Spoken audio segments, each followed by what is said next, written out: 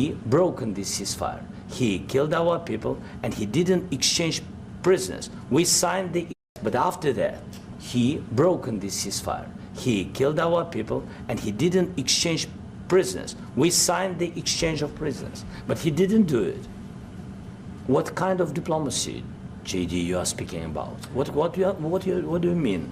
I'm talking about the kind of diplomacy that's going to end the destruction of your country. Yes, but if you Mr. President, with respect, I think it's disrespectful for you to come into the Oval Office and try to litigate this in front of the American media. Right now, you guys are going around and forcing conscripts to the front lines because you have manpower problems. You should be thanking the President for trying to bring an end to this conflict. Have you ever been to Ukraine that you say what problems we have? I have been to. Come once. I've actually watched and seen the stories, and I know what happens is you bring them on a propaganda tour, Mr. President. Do you disagree that you've had problems bringing people into your military? And do you think that it's respectful to come to the Oval Office of the United States of America and attack the administration that is trying to prevent the destruction of your country? A lot of questions. Let's start from the beginning. Sure. First of all, during the war, everybody has problems, even you, but you have nice ocean and don't feel now, but you will feel it in the future. God bless. You don't know that. God bless. God bless. You will not have a war. Don't tell us what we're going to feel. We're trying to solve a problem. Don't tell us what we're going to feel. I'm not telling you. Because you're in no position to dictate that. That's Remember exactly this. You're in no position to dictate what we're going to feel. We're going to feel very good. You will feel influence. We're going to feel very good and very strong. You will feel influence. You're right now not in a very good position. You've allowed yourself to be in a very bad position, and he happens to be right about it. From the very beginning of the war. You're not in a good position. You don't have the cards right now. With us, you start having cards. But right now, you don't. Yeah, you're playing cards. You're playing cards. You're gambling with the lives of millions of people. You're gambling with World War III. You're gambling with World War III.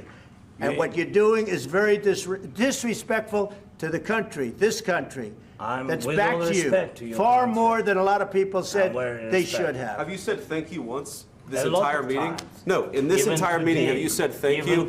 You went to Pennsylvania and campaigned for the opposition in October. Offer some words of appreciation for the United States of America and the president who's trying to save your country.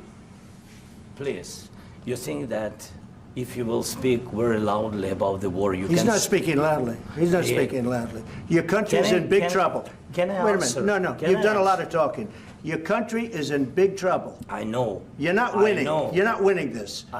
You have a damn good chance of coming out okay because of us. Mr. President, we are staying in our country, staying strong from the very beginning of the war. We've been alone, and we are thankful. I said thanks you haven't been in this alone. cabinet. You haven't been alone. In this cabinet. We gave you, through this stupid president, $350 billion.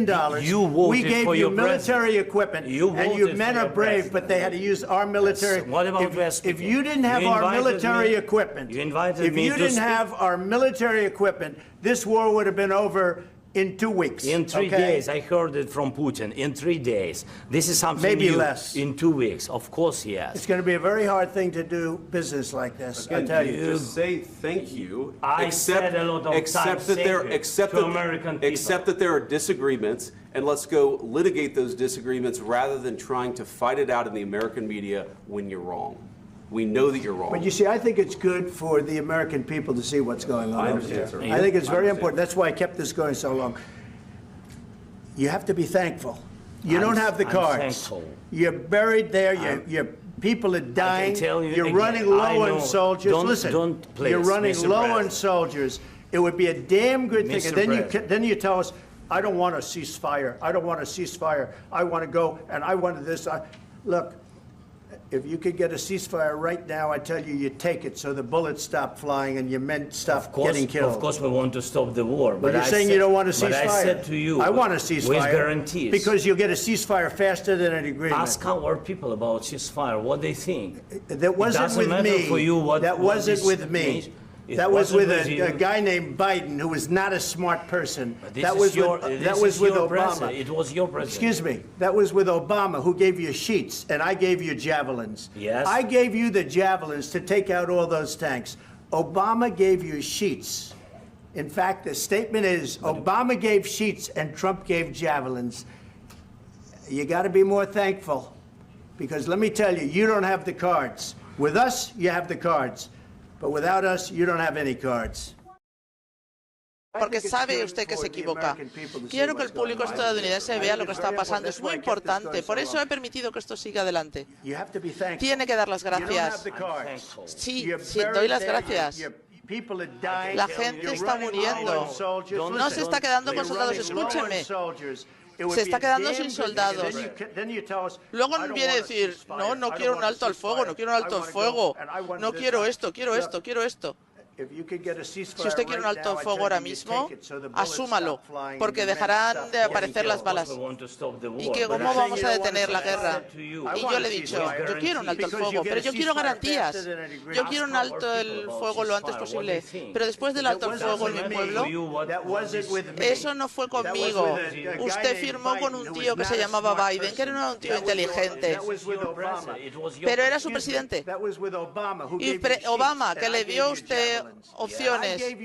Yo le he dado muchas más opciones. Armamento contra tanques. Mientras que a Obama lo que le dio fue hojas. Yo le di maquinaria, armamento contra tanques.